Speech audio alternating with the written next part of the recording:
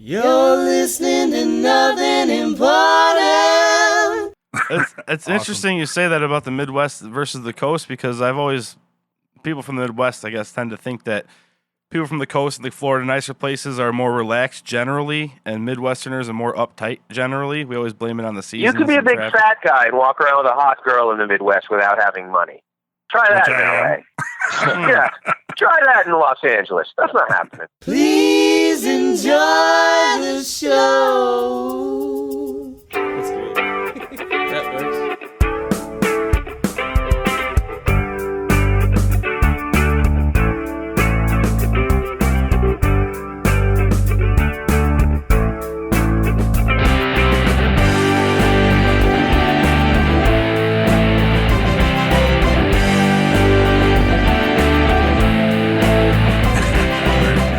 Ladies and gentlemen, this is the Nothing Important Podcast. My name is Brian, and with me, as always, is Tim Kane's creepy smile, Dave. Dave, how's it going this evening?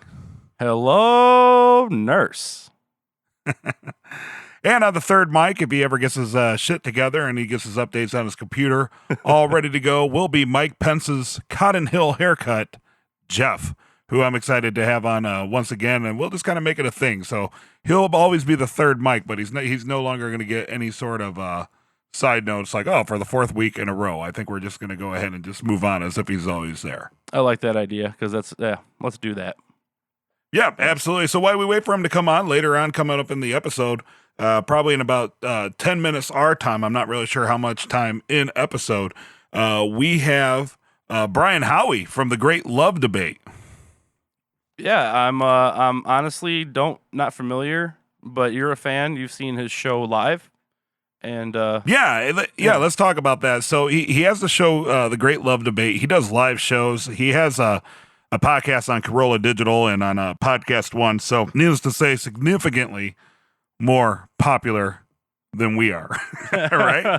So my wife works with a very nice woman who is a professional makeup artist, right? They do a lot of collaborations and stuff. And I guess she actually knows Brian from like years and years ago from the theater scene here in Chicago. Huh.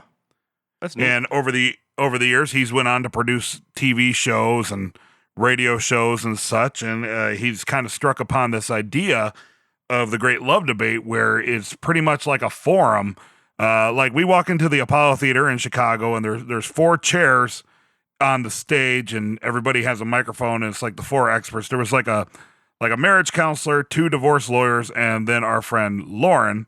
And then there was like an audience, like it was kind of smaller, maybe like 50, 60 people, something like that. It is very interactive. Brian plays the host, and it's like an interactive conversation between the crowd and these wedding, love, marriage experts that are on the stage, right? Interesting. So and of course, it gets kind of embarrassing somewhat because they'll ask somewhat embarrassing questions and stuff like that. Typically, I'm not a very shy person, but when I'm put in a situation like that, like among my friends, I'll just spout off and, like say whatever I want, because I know even if I somewhat offend my friends or whatever, like there'll be like no repercussions and I don't have to put up with any shit, right? Right. But this whole time, my wife is trying to get me to, because they're talking about topics, of couples and such. And the whole time, my wife is trying to get me to raise my hand. And I'm like, I don't want to participate. I don't want to participate. I don't want to participate. So, which, it's not that I have any trouble participating. It's just, it's just, I don't just want didn't to. want to. Right. Yeah. So, but there was these two people who I'm assuming are a nice couple. I mean, they seem like nice people. They said one of the challenges in their relationship was that the husband plays too many video games. Really? And so I kind of started chuckling, and it Because really there's no seemed such like, thing. right. It really seemed like this lady had some sort of issue with him playing video games, right? Because she felt neglected and such. The video game And got more attention than she does. Yes. Right. And I started laughing. and so this catches the attention of Brian with the microphone. And he comes over and he starts talking about, well, how how should, people in the audience who are in a couple, what advice would you give single people that are trying to find somebody to be with, right? Mm-hmm.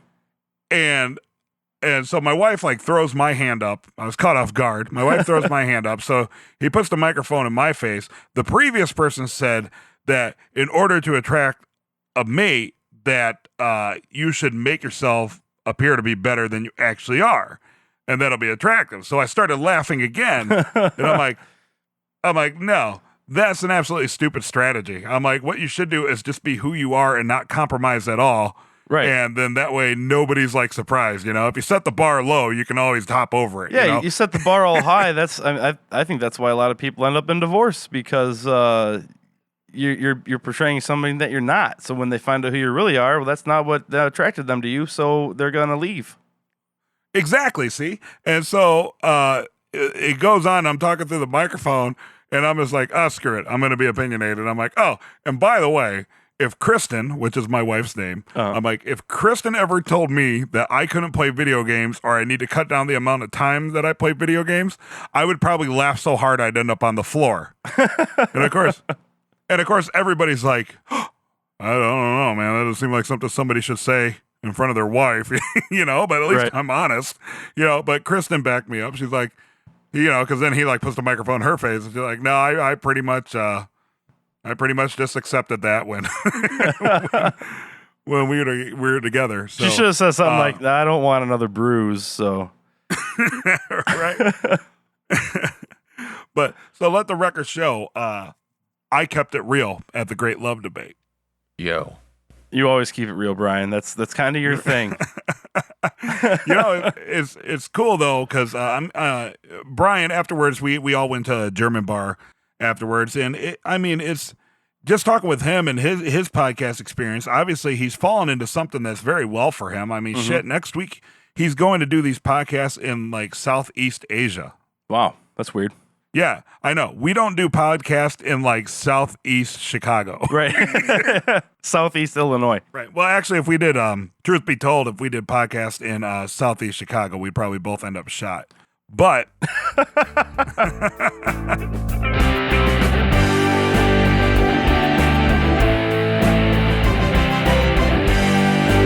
on the Somewhat Important hotline, we have Brian Howie from the Great Love Debate. Hi, Brian. Hello. Guys, how are you? Doing great. So Jeff just jumped in. He has some technical difficulties, but I was just telling Dave about the Great Love Debate and how it's an interesting premise. I was trying to explain it as where it's almost like a symposium. You have the four experts down in the middle, and then you facilitate a conversation between the crowd and the folks down on the stage. Yeah, we do it. It's basically town hall style, which I think the election season helps people understand that, where our dialogue tends to flow from the audience to the stage, and we, depending on the theme of the show, we mostly try and figure out why people have dating difficulties, whether they're in a relationship or can't get in one or anything, and it goes in all sorts of directions. How many relationships do you think have been ruined because of the Great Love Debate? Well, some have been ruined, but some have been formed. Just the very act of getting men and women in a room and having sort of an honest dialogue helps. We've done 228 shows in 79 different cities. I literally just finished a show in Atlanta, wow, an hour ago. And, excuse me. And, people meet, just getting them in the, we've lost the ability to sort of engage face to face anymore. Even husbands and wives communicate through their phones half the time. right. So just breaking down that one wall and forcing men and women to share space for a while goes a long way. Now, what was your inspiration for the podcast? Because you're a producer by trade and you've kind of worked in show business and stuff. How did you gravitate towards that specific relationship topic? stuff? Well, Yeah. after working with a lot of crazy actresses and some actors over the last 15 years or so, I wrote a book called How to Find Love in 60 Seconds, which was semi-tongue-in-cheek, but it basically said that people need to stop complaining and take control of their own dating fates and lives and stuff. And rather than do a book tour with me and 20 people in a Barnes and Noble, we thought, let's put this in theaters and sort of raise the questions that the book raised and figure out if we can get anywhere. So it really was started as a one-off experiment, and now it's literally going all over the world. We're going to Europe and Asia, and like I said, we've been all over North America, and it's been 2.5 years now, and it keeps going and going and going because, like I said before, every show is different, every crowd is different, stuff comes up, so it's sort of organically grew, and it's a big social experiment. We've had 50,000 different people come to these shows, so. I used to say that my job was to raise the questions and not provide the answers. But after doing this for a while, I sort of know where the bodies are buried, at least in some cities. And every city's different. Every city, the dating fabric really is a reflection of how a city feels about itself. They're a lot more hopeful in Chicago because people like Chicago. In Cleveland, they're a little frustrated, because they're like, nobody's moving here. We have to work this out, so. And Jeff actually just got his technical difficulty sorted out. Hey, Jeff, how's it going? Not too bad, Baron.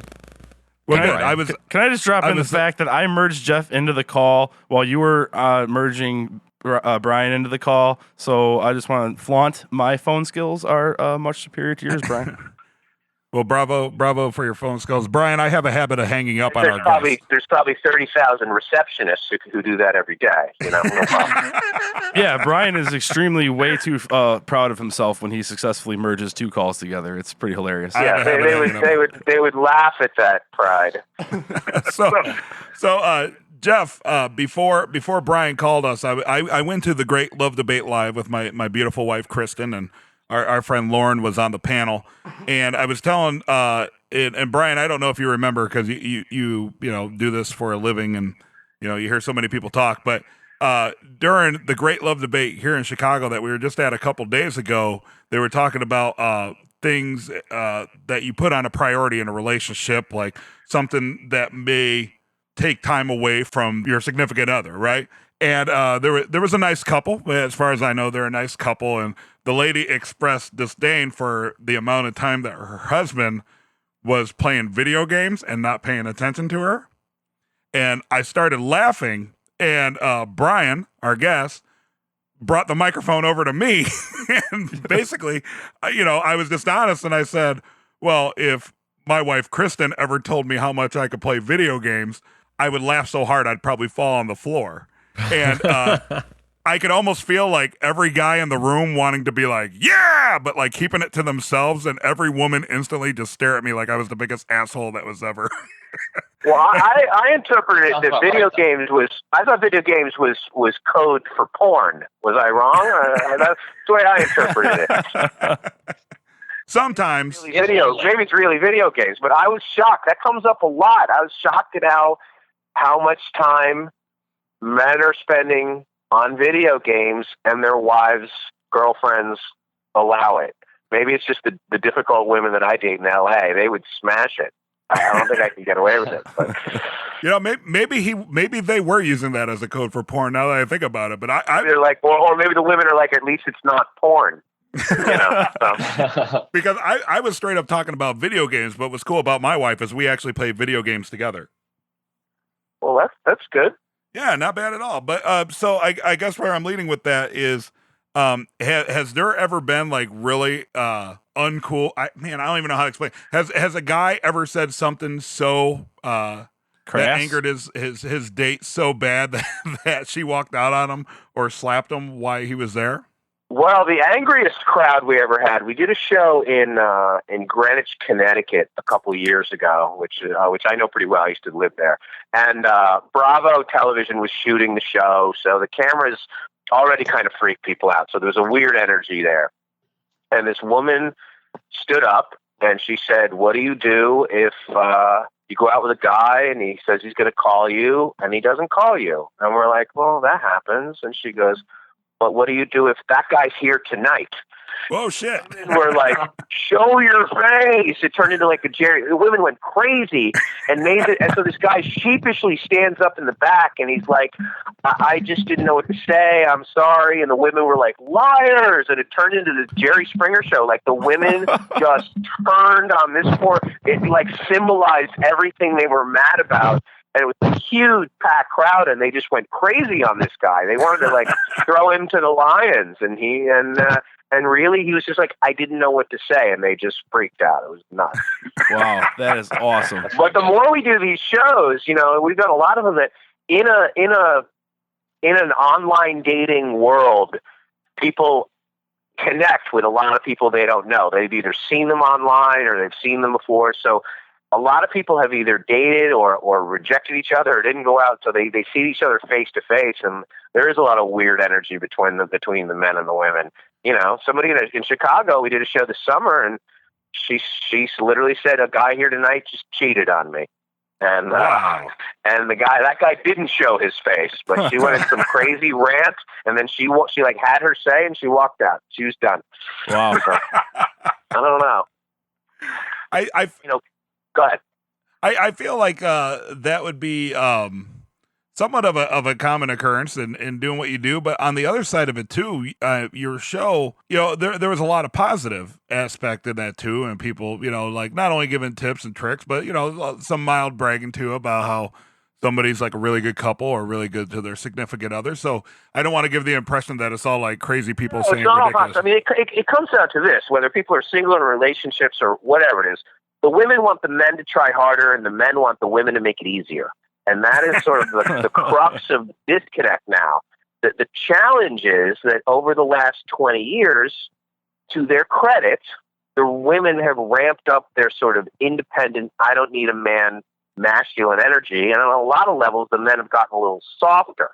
And that has screwed up like our traditional gender roles inside of relationships and outside of relationships. And it's going to take a generation or two to cycle that out or to get used to that. So there is sort of this dynamic when it comes to love and dating and sex and relationships that is different than it was in the 70s.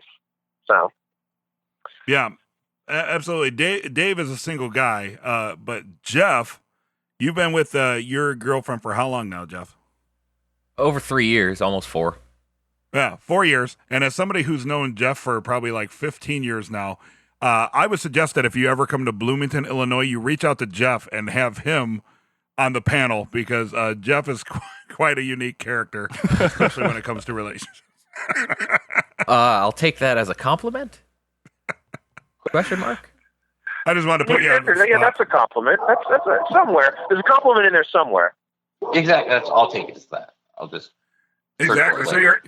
So you're headed off to Southeast Asia. So you're essentially like a rock star. You're doing like the whole world tour thing. Yeah, sort of. It's tough. I understand the way it's. I get confused sometimes what city I'm in, and like I said, we've been to 79 cities, and we're going all over the place. And sometimes, like I saw you in Chicago 2 nights ago. I just did a show in Atlanta tonight. I have a show in Los Angeles tomorrow. So it's really hopping around and doing these, and every city has a unique energy.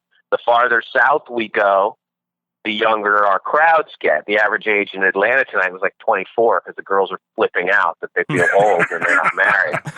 They're like, I was a bridesmaid 5 times. It's never going to happen for me. And, we do show in Boston, and there are a bunch of people in their 50s and 60s who just want to drink and hook up. And, it's different everywhere. And that's part of the fun of it. And that's part of the challenge of it is really understanding sort of the fabric of the city and how that trickles down to the relationships. The Midwest is far more hopeful than New York or LA or San Francisco or whatever. It really is. Like, that's not a stereotype. There are nicer people. They communicate better. I'm from New York originally. I dread doing the show there. It's a nightmare. The women come and they want to be validated in their misery. They want to hear this city sucks and these guys are assholes. And if you give them anything other than that, they literally get mad. It's Awesome. interesting you say that about the Midwest versus the coast because people from the Midwest, I guess, tend to think that people from the coast and the Florida nicer places are more relaxed generally, and Midwesterners are more uptight generally. We always blame it on the seasons. You could be a and big traffic. fat guy and walk around with a hot girl in the Midwest without having money. Try that Which in I LA. Yeah, try that in Los Angeles. That's not happening. Interesting point. Interesting point. I'm very. Can I borrow some money and I'll try it out? Well, and you can share food with girls there. They're going to eat meat. It's a nightmare in Los Angeles. They're not ordering anything you want to bite of. It's tough.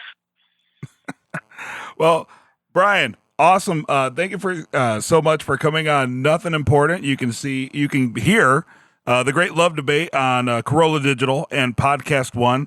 And where can we find out the dates where you're going to have the Great Love Debate live? Go to greatlovedebate.com. Check out our tour schedule. If you want us to come to a city that is not on our tour schedule, shoot us an email, greatlovedebate@gmail.com, and we will try and get there. Awesome. Brian Howie, thank you so much for coming on Nothing Important. Thanks, guys. You're awesome. Take it Thank easy. you. Thanks, Brian. man. Go Cubs. Yeah, speaking of Go Cubs, they're playing the Giants on Friday. The Giants. It is an even-numbered year, which means it is the Giants' time to win the World Series.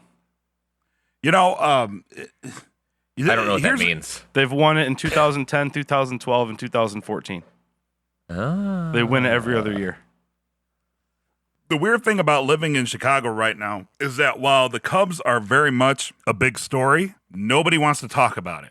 Like, nobody wants to jinx anything. Oh, Nobody wants to say anything about the Cubs. Like, it's amazing how quiet it is about the Chicago Cubs.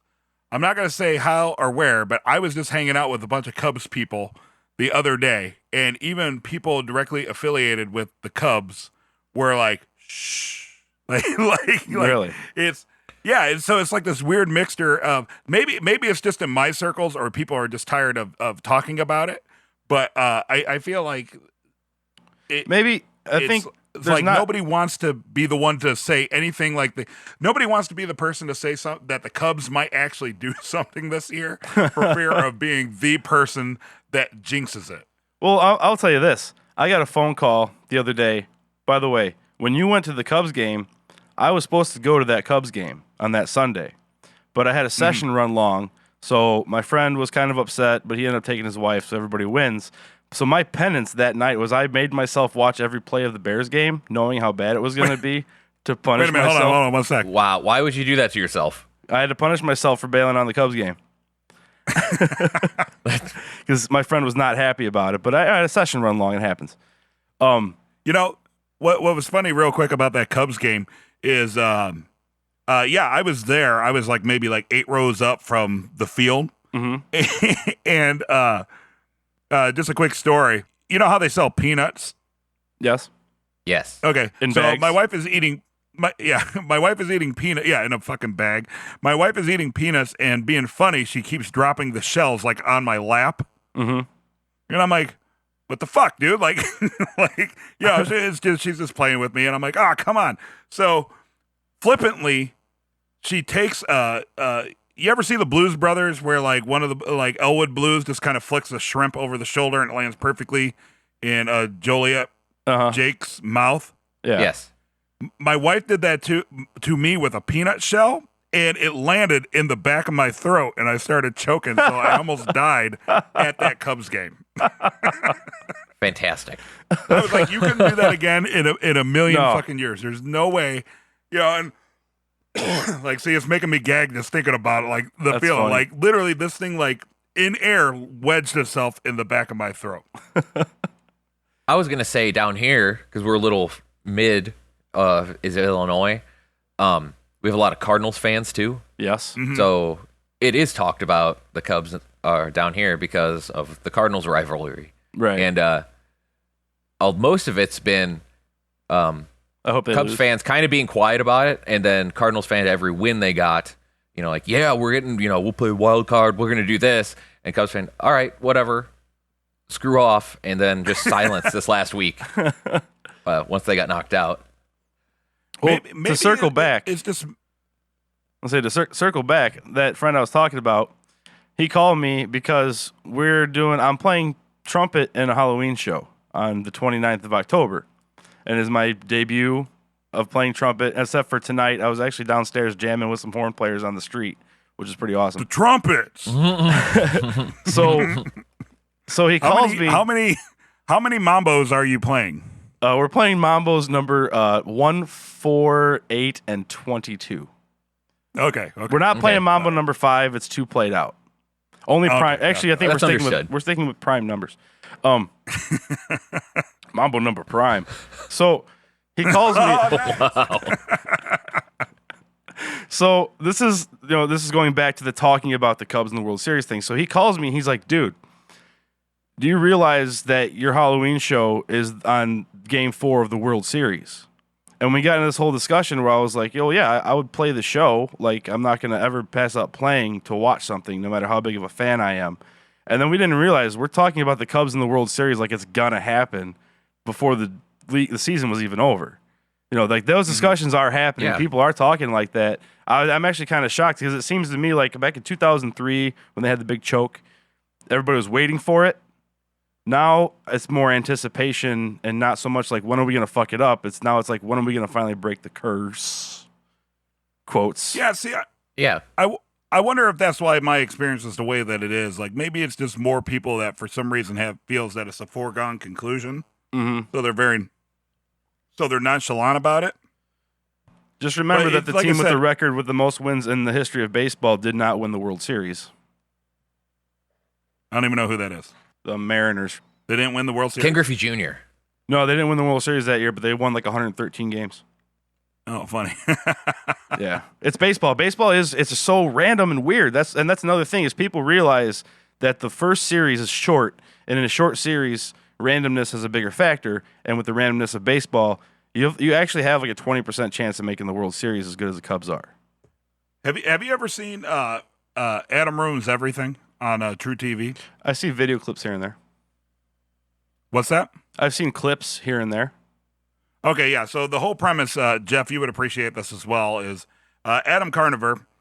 Pretty much, it'll be like Adam ruins professional sports, and he'll right. pretty much say like a lot of facts that people don't know that kind of just like being like a know-it-all, and all of his facts pretty much ruin everybody's perception of of whatever topic he's on. Right. And just to back it up, he sources it on screen, so it's not like he just says like this company does this. He'll have an actual source on screen to where he got the information and facts. And such. So and he uses facts, Yes. is what you're saying. Right, exactly. Okay, weird. And one of his was Adam Ruins Sports, and he talked about how playoff teams often are never like the winners of like the Super Bowl and the World Series are often never the actual statistically best team. Right. Because once you get into playoffs, mathematically, it just becomes a crapshoot. Yeah, because every team is awesome. Because a lot of times you pad your stats by beating worse teams. When you get in the playoffs, every team is good. And in professional sports, the margin of difference between the worst team and the best team is so minimal that literally anything can happen, which is why I love sports, because it's real life drama TV, reality TV, not scripted reality TV. So, Jeff, you're on our podcast group text message, right? Yeah, absolutely. So I can know when to have my computer restart randomly. So did you know that Dave often makes a Facebook post and he wants to encourage other people to read them? I've heard that. I think it's a cry for help and just reaching out for I don't know. We're already your friends, Dave. You don't have to tell us, because this is like for everybody listening. So like I'm just randomly driving along, and Dave sends us a text that says, "Hey, did you guys read our my Facebook post?" And I'm like, "No, dude, I don't fucking stalk you on Facebook." And he's like, "This must be talked about." And I'm like, "The fact that you make Facebook posts?" And I'm like, "Sweet." And then not 30 seconds later, Dave sends me another text message that says, "Oh, well, I deleted it because I need to do some research."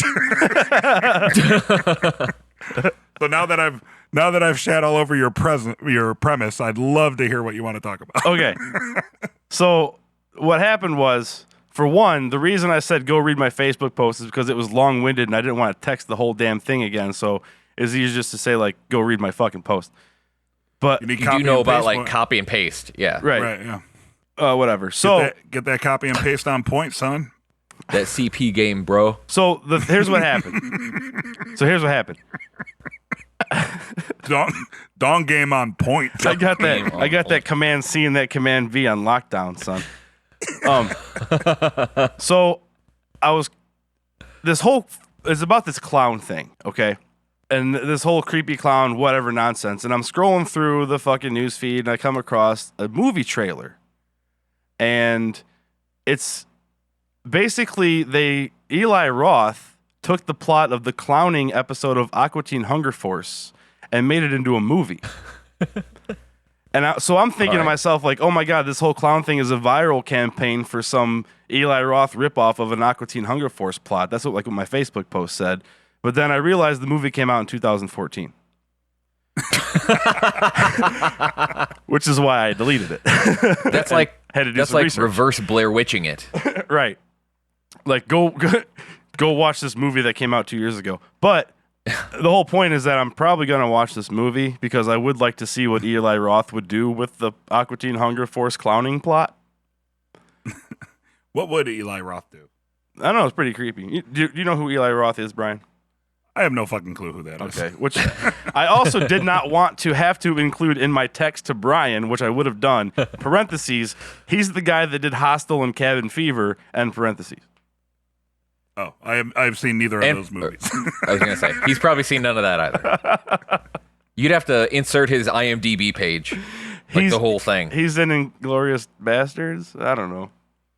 But yeah, so that was the whole point, is that Eli Roth ripped off the about this whole clowning thing. It's funny that you brought that up is because I actually saw a report today that like 6,000 Penn State students, I guess, like formed a lynch mob because somebody sent out a tweet that there was a clown spotted on campus and they were going to track it down and beat the guy's ass. I heard somebody walked up to one of them and shot him in the head. Yeah, no, I guess apparently that happened too. But yeah. They're not like the cool, really creepy clowns that just stand on corners and stuff. They're actual murderers like John Wayne Gacy. No, he got murdered. He got murdered. Oh, somebody was so afraid of the clown, he shot the clown in the head.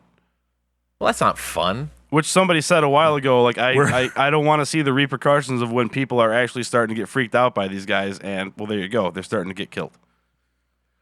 I'm just saying, little Timmy probably had the most memorable 5th birthday ever when somebody shot the clown in the head. Well, and here's the thing I was going to say about nobody's forgetting that. Like, look, you can have a bounce house and you can have like bozo buckets. It was just really humid that day and his makeup was running. It just looked creepy. Yeah, when the talent gets shot in the head, that's the party, my friend. It's only creepy clowns that get shot, not happy birthday clowns. Clowns are all creepy, just in general. It starts with the creepy clowns. Well, if your birthday party starts if a kid's birthday party starts at 10 o'clock at night, I understand. But usually they're wrapped up by 2 or 3. I feel like it starts with a happy clown. That's like your gateway clown.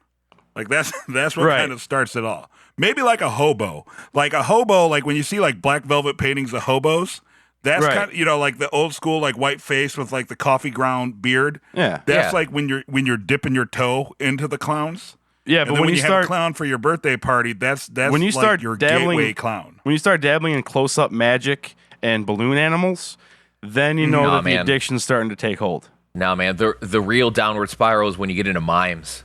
Right. Well, that's a whole nother level. Well, that's changing your entire lifestyle for your art. Yeah. No. Well, see how all that happens is Dave was talking about like balloon animals, right? So like as you keep graduating, you get that high of making your first balloon animal, right? And then you got to chase. Then you got to chase the dragon, that you made out of balloons, right? Yeah. So then when you're chasing the balloon dragon, man, your whole life becomes bleak, and next thing you know, your life is colorless, and you're trapped into a glass box of emotion that you just can't escape from. And that rope you keep climbing doesn't raise you up out of the box. The rope just keeps on falling down on top. You just keep pulling and pulling and pulling and nothing. And you can't cry for help. You can't. It's you're constantly just walking into the wind. You're listening to Nothing Important. I watched Kevin Smith's movie Tusk. Has Okay. anybody heard of I know this? of it. I have not seen it. I know of it. Oh What are my you talking God. about? Kevin Smith's movie Tusk. It's part one of a trilogy.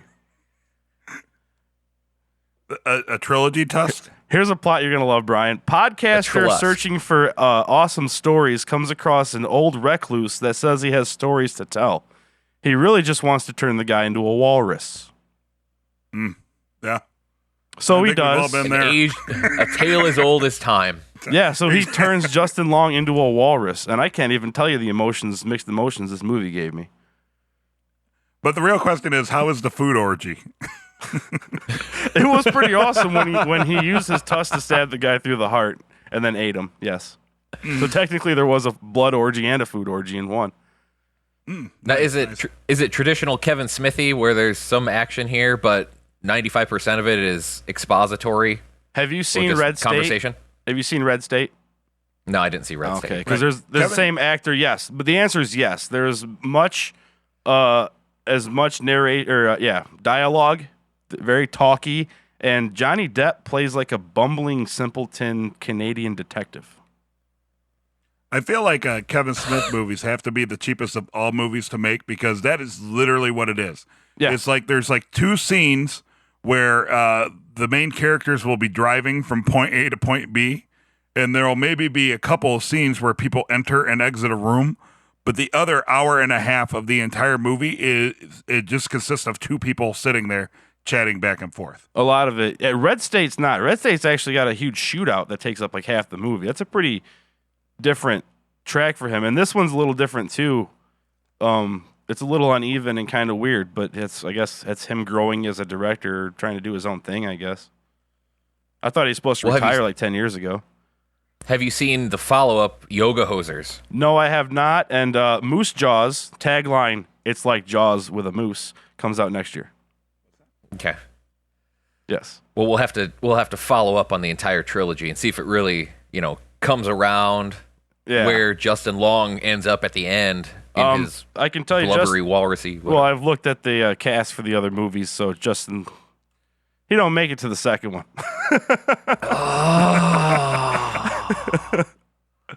The only common thread I've seen is that Devastating. Harley Quinn Smith and Johnny Depp's daughter, Kevin Smith's daughter and Johnny Depp's daughter, are in every movie, and Johnny Depp is in every movie. The same detective. Interesting. There's the two convenience store girls and a detective Except- that are in every movie. Every movie except for the new Pirates of the Caribbean. Right. Well, he took some time off to be the pirate in Canada that just happens to solve crimes. Right. It's actually a really cool character. Spit take. I just spit beer all over the computer. He is the highlight of the movie, though. I'm not going to lie. Johnny Depp's character is interesting. All right, hold on. I'm just gay for Johnny Depp. Sorry. It happens, man.